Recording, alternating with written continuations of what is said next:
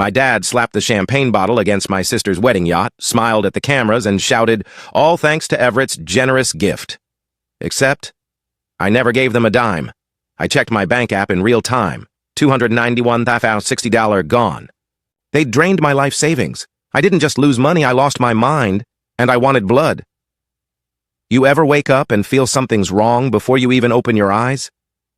That morning, my phone buzzed with 13 unread messages, all from her, my cousin Dahlia. "You okay? What's going on? Did you really pay for Raven's wedding yacht? Wait, what? Still half asleep? I opened my banking app. It didn't load right away. My hands were already sweating. Then, boom, balance. $384.19. What?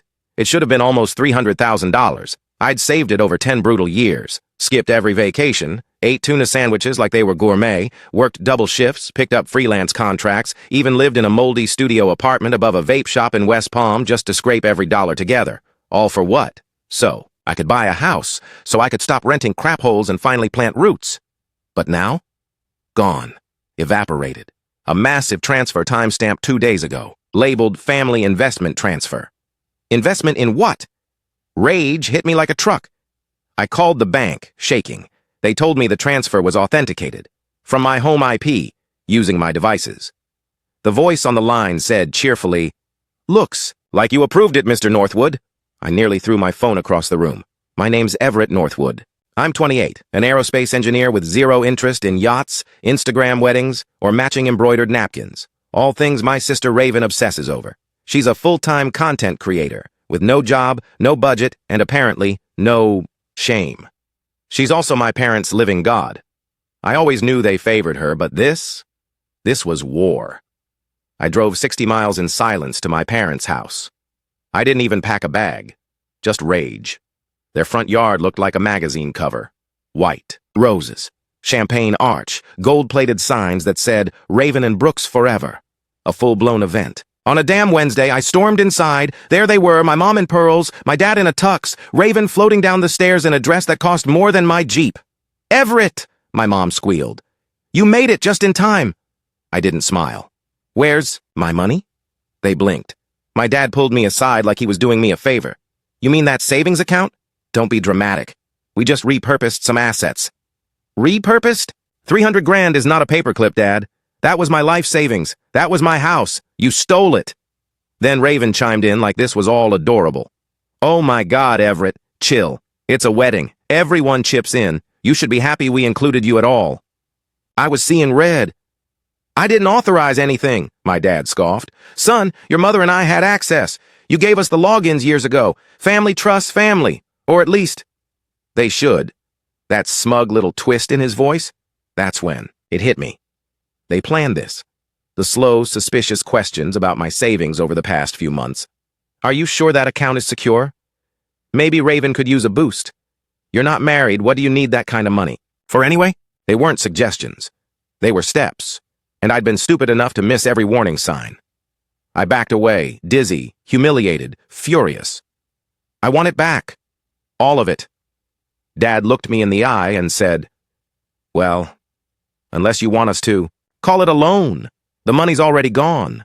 Raven's dream isn't cheap." And then he clinked champagne with my sister, right in front of me. I turned and walked out. Not because I was done, but because the storm was just beginning. They thought they robbed me blind. What they didn't know, they just stepped into my trap. I didn't sleep that night.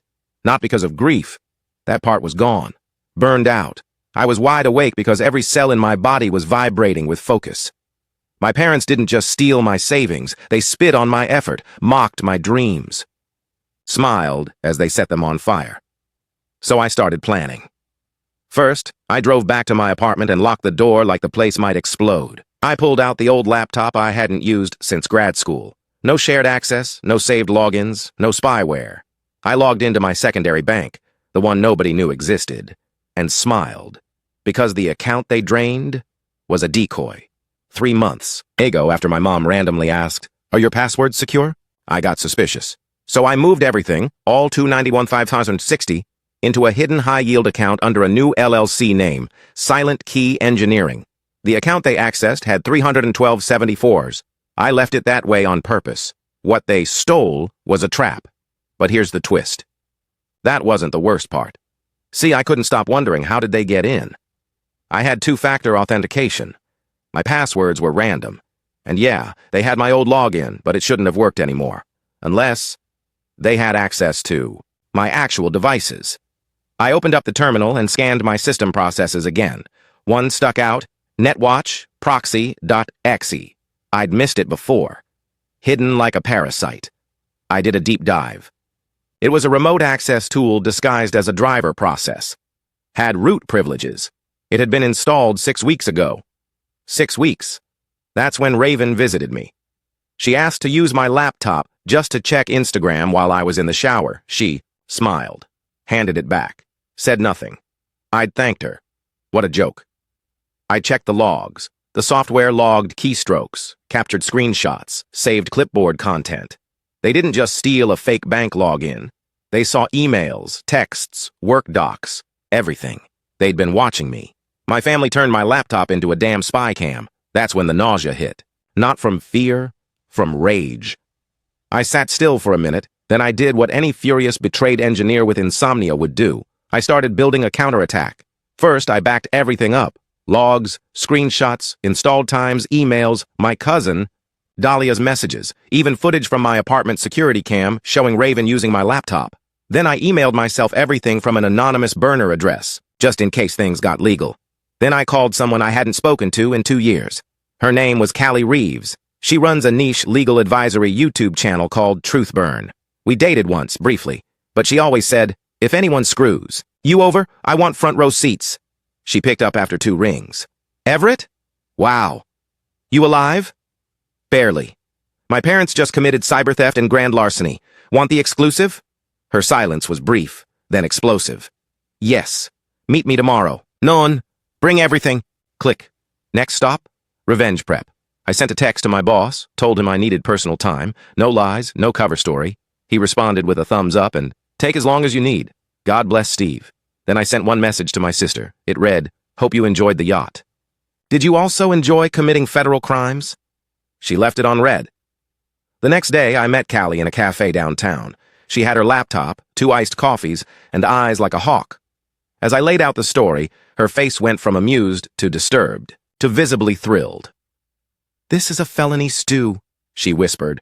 Wire fraud, unauthorized access, surveillance, identity theft. They filmed your screen, Everett? I nodded. Oh, we're going to make them famous. Callie didn't just want to help. She wanted to destroy them publicly. Step 1, prep the story for YouTube. Redact details, protect myself legally, drop the hammer.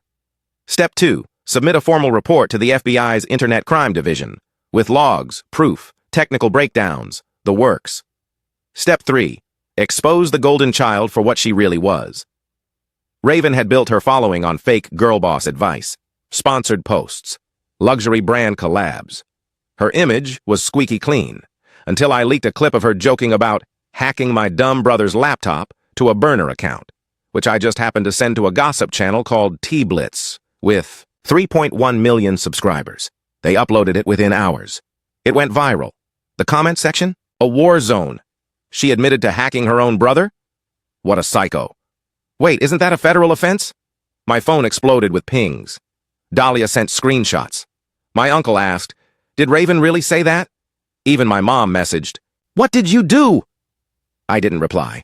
I was too busy drafting the final piece of the puzzle, a detailed affidavit, time-stamped, notarized, outlining everything they did, ready to hand to the feds. They wanted to play dirty. I built the mudslide. The video hit 1 million views in less than 10 hours. Raven's smug face filled the screen. Her voice, that nasal pitch she used when she thought she was being cute, said, Everett's such a paranoid dork. He didn't even notice I installed the little spy app. It was like so easy. A beat. Laughter. Her friends in the background howling. One guy yelled, you're a villain. She grinned and winked. I preferred genius. Cue the sound of my reputation being rebuilt. And hers going straight to hell. The clip ended with her sipping from a champagne flute shaped like a swan. The comments were savage. Enjoy prison, girl boss. Hope that wedding had Wi-Fi. You'll need it in federal custody. She's actually proud of it? But the real fireworks came 3 hours later, when she finally responded. Her Instagram story was pure meltdown. Okay, first of all, this is being totally blown out of proportion. Everett is just mad because he's always been jealous of me. I didn't steal anything. It was our money, family money, our money. My blood boiled so hot I thought my screen might melt. But the best part? She tagged me. Everett Northwood. Tell them the truth, bro. Don't act like you didn't agree to help fund the wedding. You literally said, whatever it takes. I stared at the screen, slack-jawed. I hadn't spoken to her in months. And now she was inventing conversations? I didn't respond publicly. I didn't need to, because Callie already had. On her YouTube channel, she dropped a 24-minute video titled, Influencer Sister Caught on Tape Admitting to Felony, Shocking Family Betrayal. It trended in less than 2 hours. The video walked through everything. Spyware logs, the laptop evidence, the fake account drain, the unauthorized transfer, and most damningly, the screenshot of my dad initiating the wire from his IP. People lost their minds. Reddit threads exploded. Twitter lit up. One post said, imagine stealing from your son and then live streaming the crime in heels and a tiara. The FBI report was in motion. We'd submitted all logs and documents, and I'd already spoken with an investigator who said the words I'd been aching to hear. This goes well beyond family drama. This is criminal fraud. That's when my parents tried to strike back. They released a family statement on Facebook. It read like a hostage note mixed with a gaslight cocktail. We are devastated by the false and hurtful accusations circulating online. Everett has always struggled with emotional instability. Any transactions he refers to were agreed upon long ago, and there was never any ill intent. We love our children equally and are saddened to see private matters made so public. Emotionally unstable? I wanted to scream. Instead, I let Callie handle it. She posted, if Everett's unstable, then I guess instability includes having notarized documents, forensic logs, and a conversation with a federal agent who's now calling them suspects. Cute try, though. Mic dropped. By now, Raven had lost 2 sponsors, and her Italy honeymoon was postponed. My mom messaged me that night. She didn't ask how I was. She didn't apologize. She said, can you please tell your friend to delete the video? This is ruining Raven's brand. I stared at it in disbelief. No remorse. No regret. Just brand damage. I typed one sentence back. You didn't just ruin her brand. You exposed who she really is. Then I blocked her. 2 days later, I was subpoenaed. Not as a suspect, as a witness. The FBI had launched a formal investigation into my parents and Raven, not just for what they did to me, but for other victims. Apparently, this wasn't their first creative financing scheme. Callie connected the dots. Financial statements from past family borrowings, odd loan agreements, bank accounts opened using relatives' information. My parents weren't just manipulative, they were serial predators in cashmere sweaters. Couldn't believe I ever called them safe. But the best part? The moment I got an email from Raven's ex-fiancé. Subject line, you were right. And I think I have proof. What he sent me would change everything. The email had 2 attachments. One was a video file. The other, a PDF labeled Prenup Draft V3. My hands were sweating before I even clicked. I hadn't spoken to Brooks, Raven's ex, since the engagement party. He'd always seemed more interested in her follower count than her personality, but apparently not that interested. His message was short. You were right. She lied about everything. I'm done covering for her. Use this. Blow it up. The video started playing. It was a selfie recording. Raven was in a silk robe, full makeup, wine glass in hand. She was sitting in what looked like a luxury hotel suite. She flipped the camera, showing a massive bed covered in designer bags, shoes, and, God help us, matching gold bathrobes embroidered with her and Brooks' names. Then she turned the camera back to herself and said the magic words. I told Brooks the wedding budget was $50K, but Daddy said I could use Everett's account. So now it's basically unlimited. He'll never notice. He's too busy being boring. She laughed, that disgusting nasal cackle. Honestly, Everett's just a financial stepping stone, like a donor who doesn't even know he's donating. Click. I stared at the screen in pure silence. My jaw was clenched so tight it hurt. Then came the prenup, and that's when everything snapped into place. Clause 3B. All premarital gifts or contributions made by family members of either party are to be considered personal gifts and not subject to division in the event of separation. Translation: if the marriage failed, and it would, Raven kept everything, even the stolen money. She was planning financial murder in a wedding dress. I forwarded the whole package to Callie. 5 minutes later, she FaceTimed me, vibrating with glee. "Everett, this is the kill shot. We're going full scorched earth." She sent the video to the same gossip channel that leaked the laptop clip. But this time, she didn't watermark it. We wanted it to spread. The title? Bridezilla admits to ripping off brother for luxury wedding and laughs about it. 2 hours later, it was on every major gossip site, Twitter feed, and meme page. A popular streamer reacted to it live and said, "There's a special corner in hell reserved for people like this, right next to the folks who clip their nails on planes." The fallout hit like a nuke. Raven went dark, deleted Instagram, turned off comments. All her brand partners cut ties. Her wedding planner posted a passive-aggressive tweet. "Turns out my last client was also my last straw." Then, out of nowhere, my dad tried to play martyr. He posted a bizarre 9-minute Facebook video titled, "My Truth as a Father." He sat in his leather chair, holding a whiskey glass like he was in a courtroom drama. "I did what I did because I believe in my daughter's future," he said. "Everett has always struggled with understanding sacrifice. Family is more than numbers. In a bank account." "Oh, really?" Callie clipped the video, overlaid it with Raven's wine-soaked confession, and re-uploaded it as, "Delusional dad justifies grand larceny with whiskey and lies." The views? Off the charts. But while the internet was roasting them, something bigger was happening behind the scenes. The FBI had requested a formal deposition from me. That's when I dropped everything: the spyware logs, the forensic laptop images, the financial trail, and Raven's ex's receipts. They didn't blink. They just said, "Thank you. We'll be in touch." 3 days later, it happened. I was eating cereal on my couch. Off-brand Cheerios because I'm classy. When my cousin Dahlia called, screaming, "Dude, turn on the news!" Local station. Breaking news banner. Aerial. Shot of my parents' cul-de-sac. FBI agents raiding their house. I saw them. My dad in handcuffs, scowling like he just lost a golf game. My mom crying mascara rivers. Raven, wrapped in a designer throw blanket, yelling, "Do you know who I am?" They didn't care, because apparently, the fraud didn't stop at me. There were 7 other victims, elderly people, old friends, even one of my mom's church acquaintances, all scammed, manipulated, and funneled through Raven's influencer accounts and my dad's fake real estate LLCs. Total estimated fraud, $1.3 million. I laughed so hard I almost choked on my cereal. The agents had enough evidence to freeze all their assets. Cars, jewelry, even Raven's yacht was seized, the one she proudly posted from with Everett's gift in the caption. Oh, sweet irony. Then came the kicker. Their lawyer tried to reach out to me. They wanted a statement of forgiveness to lessen the charges. Something for the court. Something to show remorse was accepted. I didn't respond. Instead, I sent them one emoji that had a middle finger on it. The day of the hearing, I wore the same suit I bought for Raven's engagement party.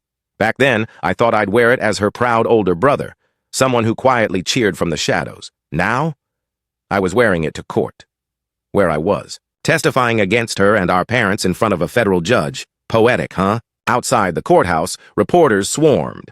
Microphones, cameras, boom mics overhead. I kept my head down until one shouted, "Everett, did you really give your sister 300 grand? I stopped, looked him dead in the eye, and said, "No, they stole it." And they laughed. Silence. Inside, everything was quieter, colder. The courtroom reeked of disinfectant and desperation. My parents sat to the left, pale and hollow-eyed. My mom clutched a tissue like it was a holy relic. My dad had that fake dignified look he wore during HOA meetings, like he still believed he could control the room. Raven was at their table too. No makeup, no stylist. Just her, a gray pantsuit 2 sizes too big, and the haunting realization that the world was watching her fall. I sat across from them, arms folded, breathing slow. My attorney whispered, "You ready?" I wasn't, but I nodded anyway. When they called me to the stand, I walked up like I was stepping onto a stage. Because, in a way, I was. I told them everything. The spyware, the faked bank transfer, the video, the lies, the trap I set. The courtroom was silent, like the entire building had stopped breathing. Then came the prosecution's bombshell. They played the clip, Raven's wine-fueled confession about Everett's account being unlimited. She looked like she might crawl under the table. Then they introduced new evidence, emails from my dad's burner account coordinating fraudulent shell accounts, a forged document with my e-signature on it. That last one? That nearly sent me over the edge. My parents had faked my consent on a $200,000 gift letter to Raven, the final nail to protect their theft. I turned and looked right at them. You tried to frame me. My mom burst into tears. My dad? He didn't blink, just stared ahead like none of this was real. And Raven? Her hands trembled so hard she dropped her pen. That's when their defense crumbled. Their lawyer requested a private sidebar. Something was wrong. After a 10-minute delay, the judge returned. And we found out why. Raven had flipped. She gave the prosecution everything. Private messages, financial records, voice memos. She'd cut a deal in exchange for immunity on some charges. The betrayal hit my parents like a sucker punch to the ribs. My mom gasped. My dad clenched his fists, jaw locked. She threw them under the bus, said her father orchestrated the financial web, her mother knew but looked away, and that she regretted trusting them over her brother. I didn't know whether to laugh, cry, or just throw up. Because while she burned them to save herself, she also turned to me during a recess and said, I'm sorry, Everett. You were right. I just didn't want to be poor again. I stared at her and realized something horrifying. She wasn't sorry for what she did. She was sorry it didn't work. That moment? That was the last sliver of hope I had for redemption. Gone. The hearing resumed. The judge denied bail. My parents were remanded. But Raven? She walked out with her lawyer, chin high, knowing she just Houdini'd her way out of a 10-year sentence. My mom screamed as they escorted her out in cuffs. Raven! How could you? My dad muttered. Coward. But she didn't flinch. She didn't look back. I stood in the hallway after, feeling nothing. The whole building seemed to sway, like reality had tilted just a little off its axis. Then, I got a text from a blocked number. You happy now? You destroyed your family for internet points. Hope it was worth it. No name. But I knew that tone. David, my estranged cousin, one of the family loyalists, the same guy who once borrowed $5,000 from me and never paid it back. The rot ran deep. I stood there in my old suit, in a hallway that smelled like bleach and broken illusions, wondering how far it would all go. And then I realized something else. The case wasn't over, because there were still more victims, more shell accounts. And Raven, she didn't just flip to help the feds. She was protecting someone else, someone worse. After the courtroom imploded, I thought it was over. I thought Raven flipping on our parents was the final chapter, a poetic betrayal inside a betrayal. But I was wrong. It wasn't the end. It was the detonation cord. Because when Raven turned, state's witness, she didn't do it to come clean. She did it to stay clean, and bury evidence that would have taken her down, too. Evidence I was never supposed to see. Callie found it. Late one night, 3 weeks after the hearing, she pinged me at 2:44 a.m. Check your inbox. You're going to want to sit down. I opened the attachment. One file. A compressed folder of audio memos, backup logs, and a hidden drive image. Raven's old phone backup, accidentally synced to a cloud she forgot to scrub. And right there, buried in the deleted folder, a voice memo. Dated 2 months before. The transfer from my account. Raven's voice. Clear. Cold. So Dad's using Everett's account to layer the transfers. He'll never notice. It's for the wedding, and anyway, Everett's clueless. Plus, even if it gets weird, we've got the fake loan doc. Worst case, we frame him. Silence. Then her giggle. God, we are so smart. My heart stopped. She wasn't a pawn. She wasn't manipulated. She was the architect. She planned to pin it all on me. And when it blew up, she tried to paint herself, the victim. I sent the file straight to the prosecutors. And Callie? She uploaded a new video within 12 hours. Title, Leaked Memo, Influencer Victim. Actually plotted financial setup of own brother. 10 million views. One day. The public flipped. Sponsors dropped her again. TikTok dubbed her Raven the Ripper. Even her few defenders fell silent. But it didn't stop there. The FBI reopened her immunity deal. She was re-indicted, charged with conspiracy, fraud, and obstruction. Boom. All three of them, my mom, my dad, and Raven, back in court. This time, no escaping. The sentencing came 6 months later. I sat in the gallery. My hands didn't shake. My breath didn't hitch. I watched as the judge sentenced my parents to 8 years each, then turned to Raven. She still wore designer heels, still had a fresh manicure, still tried to smirk like this was just a minor setback, until the judge dropped. The number, 5 years. Prison. Her jaw actually unhinged. She stumbled back into her chair like someone pulled the floor out from under her. She looked at me, but I wasn't smiling, because this wasn't victory. It was survival. They didn't just steal money, they stole time, years, trust, my belief in family, but they didn't get everything. I got something back they could never fake. Control. After the sentencing, reporters crowded me outside the building. One asked, "Do you forgive them now that justice was served?" I paused, looked at the flashing cameras, the microphones, the world watching, then said, "Forgiveness isn't free, and they've overdrafted. That clip alone hit 3 million views. I never posted another word. I didn't need to. The world did. The rest? My parents became a cautionary tale in financial abuse forums. Raven? A warning in influencer PR training courses. They tried to destroy me quietly, so I let the world hear it loud. A year later, I bought my house.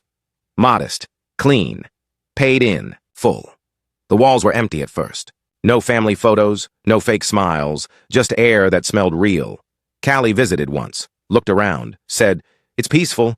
"It's mine," I replied. That night, I sat on the porch with a cold beer listening to the crickets. No texts, no fake apologies, no debt collectors or reporters, just quiet.